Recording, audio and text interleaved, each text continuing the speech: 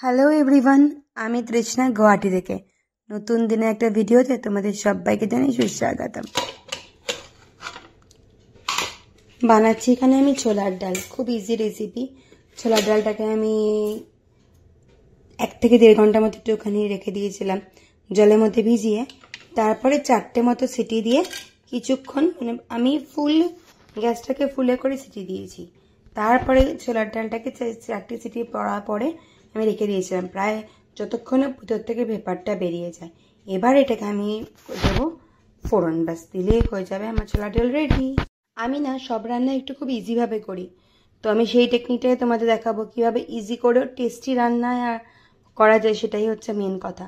কড়াইয়ে আমি তেল দিয়ে দিয়েছি এখানে, আর এখানে ছোলার ডালটার মধ্যে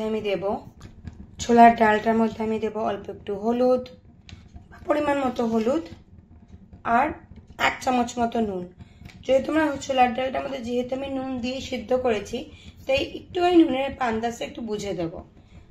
এবার কড়াইয়ে তেলটা মোটামুটি গরম হয়ে গেছে, কড়াইয়ের মধ্যে দেবো অল্প 2খানা দারচিনি আর অল্প একটুখানি লবঙ্গ, জাস্ট একটু ভালো ফ্লেভার আসার জন্য। যেহেতু আমি ভেজ ডাল করছি, একটু ফ্লেভারটা না আসলে না অতটা টেস্টি লাগে না, তাই কড়াইয়ে দেবো একদম অল্প একটুখানি, দেখো 1/2 স্পুন মতো আদা বাটা,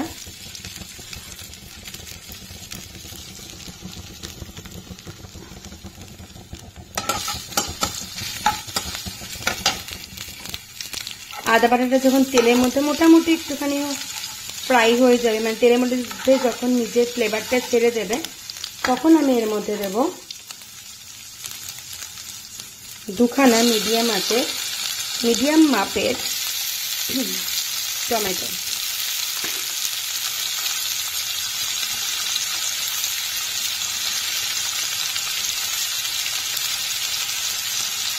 টমেটো দিয়ে এর মধ্যে দেবো আমি আবার একদম অল্প একটুখানি নুন দিয়ে ব্যাস এটাকে করবো ভালো করে ফ্রাই।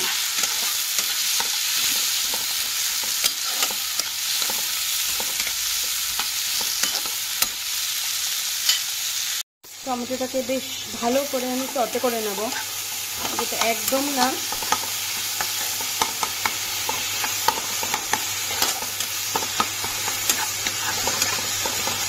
আর এই সময় যা ফ্লেভারটা বেরোয় না, ব্যাপক মানে খুব ভালো। একটা এরকম ফ্লেভারটা না হলে মানে ছোলার ডালে টেস্টটাই ভালো আসবে না। এবার আমি এর মধ্যে দিয়ে দেবো ছোলার ডালটাকে।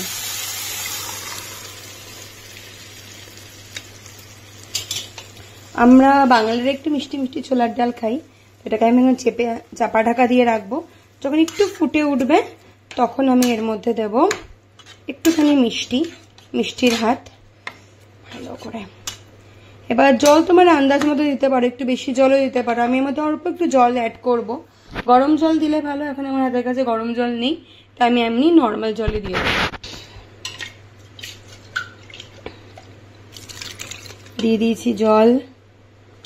এবার জল দিয়ে 5 থেকে 10 মিনিটের জন্য দিয়ে দেবো চাপা ঢাকা। 10 মিনিটস ফুল আছে।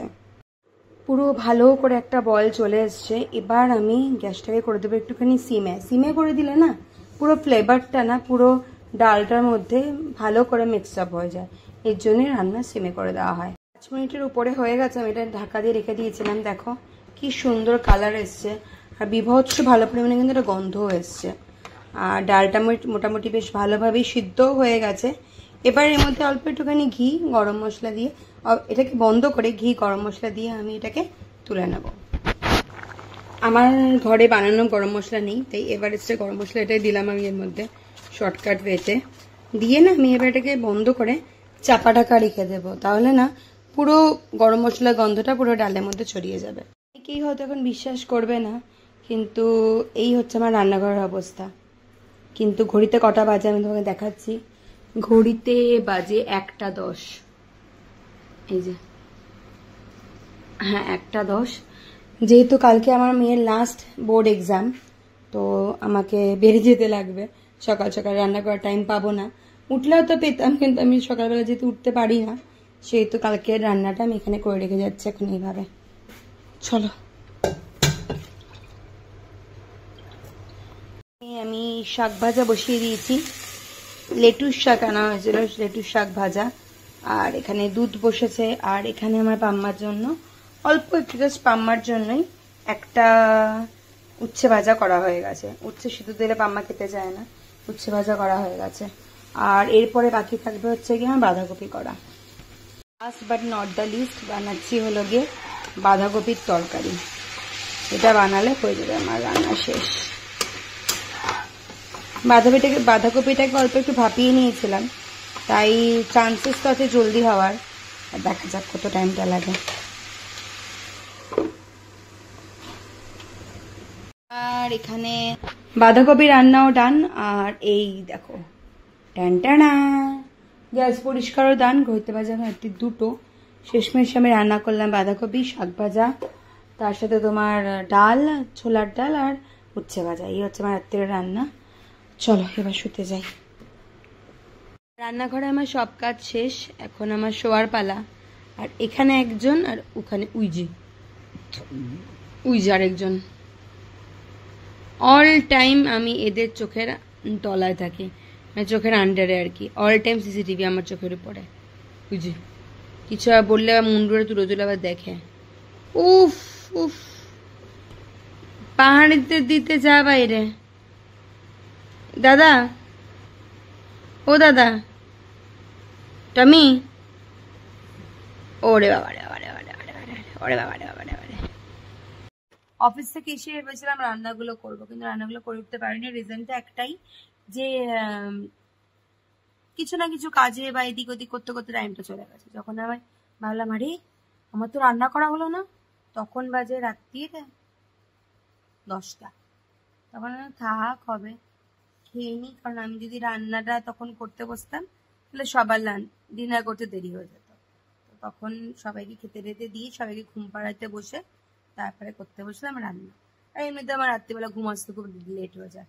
কালকে তো লাস্ট 2 দিন ধরে ভোর 5টায় ঘুম আসছে। ছুটিও ছিল, তো কোনো চাপও নেই, কিন্তু এখন বাজে রাত্রি 2টো। তো চলো এখন এখানে ব্লগটা এন্ড করি। কাল সকালবেলা আবার দেখা হচ্ছে। দেখতে দেখতে বাবাইয়ের কালকে লাস্ট এক্সাম, ক্লাস 10-এর। আমি যদিও আমার এই ভিডিওগুলোকে আমি আমার নিজের জন্য আমি এই ভিডিওগুলোকে নিজের সংগ্রহশালা বলি। সমস্ত ইমোশনস কি করছি কি করছি না সেটা সংগ্রহ করে রাখার জন্য।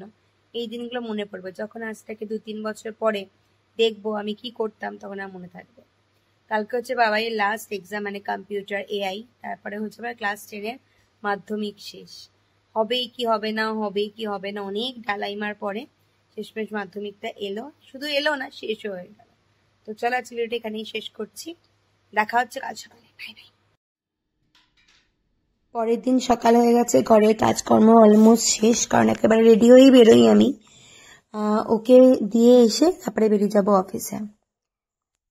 আমার বাবাই দেখতে দেখতে কত বড় হয়ে গেল। ক্লাস 10-এর আজকে ওর লাস্ট এক্সাম, জীবনের প্রথম বড় এক্সাম দিতে নিয়ে যাচ্ছে আমি দিবাকর আর পাম্মা। আর বাবাই এখানে। প্রত্যেকদিন সকালবেলায় আমার পাম্মাকে নিয়ে গেছি, ঘরের মধ্যে সারাক্ষণ থাকে তো একটুখানি টুক করে বের করলে ভালোই পায়। আর যেহেতু আমাকে বাড়ি আসতেই হয়, তাই পাম্মাকে বলি তুমি যা পড়ে আছো সেই পরেই বসে পড়বে, ব্যাস নিয়ে ঘুরিয়ে নিয়ে চলে আসি। ডিপিএস গুয়াহাটি, যেটা আমাদের আইএসবিটির কাছে, সেখানে পড়েছিল বাবাইয়ের সিট। বাবাইকে ড্রপ করে দিয়ে তারপর আমরা দুজনেই যাব দুজনে কর্মস্থলে। তো আজকে বেশ অনেকটা নস্টালজিক লাগছিল, কারণ ডিপিএস থেকে যখন বেরোচ্ছি SBO এর সামনে, সেখানেও বাচ্চাগুলোর মুখে অদ্ভুত একটা আনন্দ, পরীক্ষা শেষ হওয়ার আনন্দ। তো চলো এই নতুন একটা ভিডিও, নতুন একটা স্মৃতিটাকে রেখে দিলাম আমার গ্রন্থশালায়। দেখা হচ্ছে নতুন কোনো ভিডিওতে, নতুন কোনো ভাবে। সঙ্গে থেকো, সাথে থেকো। Bye bye.